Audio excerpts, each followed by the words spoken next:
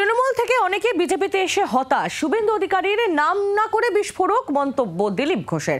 জি24 ঘন্টা exclusively BJP নেতা তিনি জানিয়েছেন, পার্টির বর্তমান পরিস্থিতিতেই এই কথা বলছেন।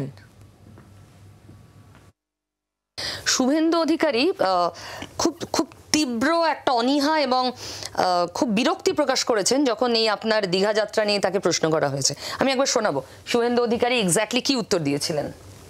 আর কারোর ব্যক্তিগত বিষয়, তার মন্তব্য, তার কাজের ধরন, প্রেম প্রীতি ভালোবাসা, রাগ বিরহ দহন, এসবের উত্তর আমি দিই না, ভবিষ্যতেও দেব না।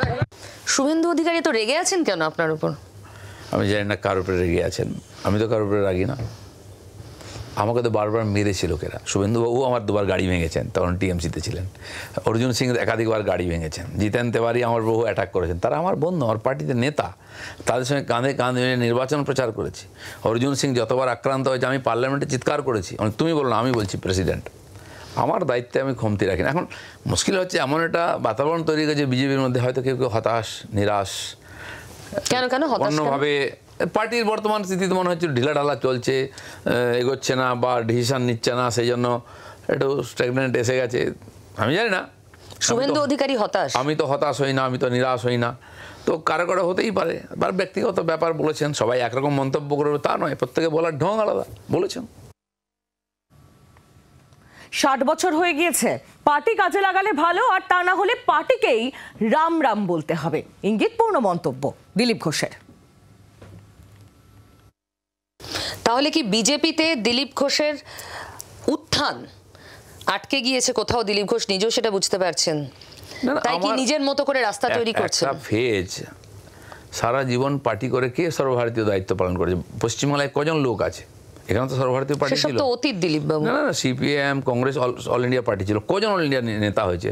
আর 6 বছরের মধ্যে হয়তো একটু তাড়াতাড়ি হয়ে গেছে। আমি তো ধরেই নিয়েছি 60 বছর হয়েছে, আমার রিটায়ারমেন্ট হয়ে গেছে। তারপরে আমার মধ্যে যোগ্যতা ক্ষমতা থাকলে পার্টি কাজে লাগাবে। পার্টি যদি পরিষ্কার বলতে ভালো, নাহলে আমাকেই বলতে হবে রাম রাম। সৌমিত্র খা ও তথাগত রায়কে নিশানা করলেন দিলীপ ঘোষ। তথাগত রায় প্রাচীন, আর সৌমিত্রকে অর্বাচীন বলে খোঁচা বিজেপি নেতার।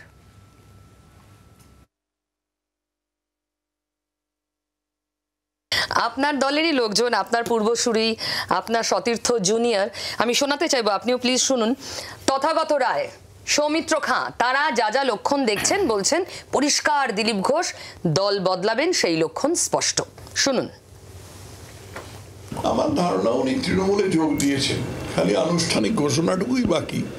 কারণ আচরণ থেকে যতটুকু বোঝা যায় উনি তৃণমূলে যোগ দিয়েছেন। আমি তো দল চেঞ্জ করা লোক, আমি তো 3টে দল চেঞ্জ করেছি। কিন্তু আমি বলছি 3টে দল আমি চেঞ্জ করেছি, কারণ আমি জানি জয়েন্ট করার আগে কি কি করতে হয়। উনি সেই কাজগুলো করে যাচ্ছেন। দেখুন, একজন প্রাচীন আর একজন অর্বাচীন, আর দুজনকেই সমাজ আজকাল কেউ সিরিয়াসলি নেয় না। আর নতুন নয় বলেছেন, তবে আমাদের শ্রদ্ধেয় নেতা মাননীয় তথাগত দাস সম্মানীয়, আমাদের পার্টিতেও কিছু না করলেও উনি প্রবীণ, অ্যাচিভমেন্ট জিরো, কিন্তু পার্টির নামে রাজ্যপাল হয়েছেন ইত্যাদি, খুব ভালো কথা, আমরা সম্মান করি। কিন্তু আমাদের সাধারণত একটা গ্রামের রেওয়াজ আছে, 72 বছরের পরে তার কথার কেউ গুরুত্ব দেয় না, কেউ কিছু মনে করে না। আমিও কিছু মনে করি না। আরেকজন তো তার কাটা চিরদিন, তাকে সবাই জানে। আমি আর তার সম্বন্ধে বলবো না, তার পূর্ব স্ত্রী। আমি সত্যি বলছি, গিয়ে ও যখন পার্টিতে এলো, চিরদিন কেস খায়, আমিও কেস খাই। 28টা কেস লিখে দিয়েছিলাম লোকসভার সময়, জানি না এখন বেড়েছে কিনা। কিন্তু বালি চুরি করেছি, পুকুর চুরি করেছি, গরু চুরি করেছি, কয়লা চুরি করেছি, কেউ কেস দিতে পারেনি। বা ব্ল্যাকমেলিং করেছি, কারোর কাছে টাকা নিচ্ছি, কেউ বলতে পারেনি। তো কী কেসে জানি না, উনি তড়িই পারছিলেন, বাঁকুড়া জেলায় ঢুকতে পারবেন না। উনি ভোটে দাঁড়িয়েছেন কিন্তু বাঁকুড়ায় ঢুকতে পারছেন না। তো যাই হোক, সেই মেয়েটা আমার বোন সুজাতা, তখন আমার বোন ছিল, এখন আমার বোন আছে, সে কোথায় আছে, কী করছে আমার জানা দরকার নেই, সুখে থাকুক। কিন্তু সেই মেয়েটা রৌদ্রে ঘুরে ঘুরে ওর প্রচার করেছে, আমি তার সঙ্গে ছিলাম। ও মোটামুটি ক্যান্ডিডেট হয়ে গেছিল, ডিমি ক্যান্ডিডেট, আর রৌদ্রে রোড শো করেছে আমি আর ও। একে বলেছেন চিন্তা করো না, জিতবে। তো দিলীপ ঘোষকেও গালাগালি দিচ্ছে, সুজাতাকেও গালাগালি দিচ্ছে। তো ঠিকই আছে, সবাই একরকম এরকম নয়, মাঝে মধ্যে বিগড়ে যায়, ঠিক হয়। এটা প্রতি 6 মাস 8 মাসে একবার হয় ওর। এটা তো সত্যি ঘটনা যে দিলীপ ঘোষ 18 বছর বয়স থেকে আরএসএস করছেন, পরবর্তী ক্ষেত্রে বিজেপিতে এসেছেন। সুতরাং আরএসএস বা বিজেপি নীতি এবং দিলীপ ঘোষের আনুগত্য এই বিষয়ে নব্য বিজেপির লোকেদের কোনো প্রশ্ন তোলার অধিকার নেই। কিন্তু সব থেকে বড় বিষয় হচ্ছে পুরো জিনিসটাই তো হচ্ছে বিজেপির আভ্যন্তরীণ বিষয়। বিজেপির ভেতরে যে কত ময়লা কত কাদা লুকিয়েছিল, তাদের কাবাডের মধ্যে যেটা বলা হয় স্কেলিটন মানে কঙ্কাল লুকিয়ে আছে, সেইগুলো পাপের ঘড়া পূর্ণ হলে উছলে পড়ে। এখন রাজ্য বিজেপির সেই নোংরা উছলে বাইরে আসছে, একে অন্যের বিরুদ্ধে বিষোদ্গার করছেন, নানা ভাষায় আক্রমণ করছেন, আর দিলীপ ঘোষ তার উত্তর দিচ্ছেন।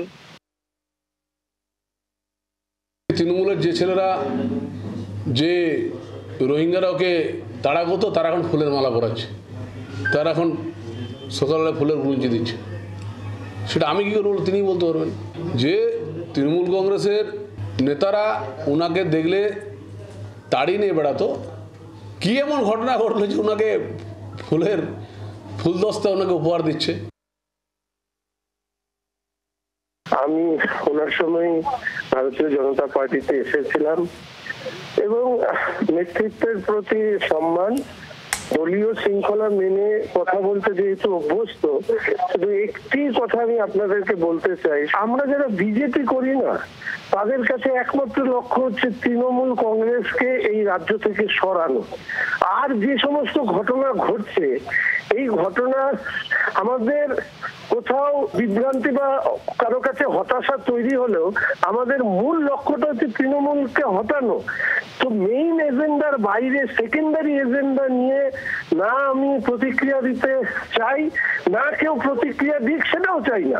কারণ পার্টিটা এই রাজ্যে চায়, ভারতীয় জনতা পার্টি তৃণমূল কংগ্রেসের উচ্ছেদ, আর সেই উচ্ছেদ করার দায়িত্ব ভারতীয় জনতা পার্টির প্রত্যেকটি কার্যকর্তার। এখানে সবাই মেইন প্লেয়ার, এখানে কেউ এক্সট্রা প্লেয়ার নেই।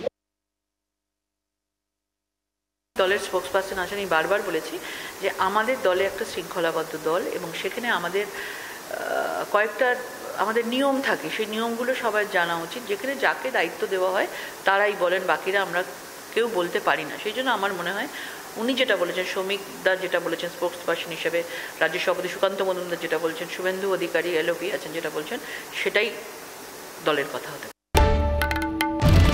বাংলার আওয়াজ, বাঙালির আবেগ, জি 24 ঘন্টা।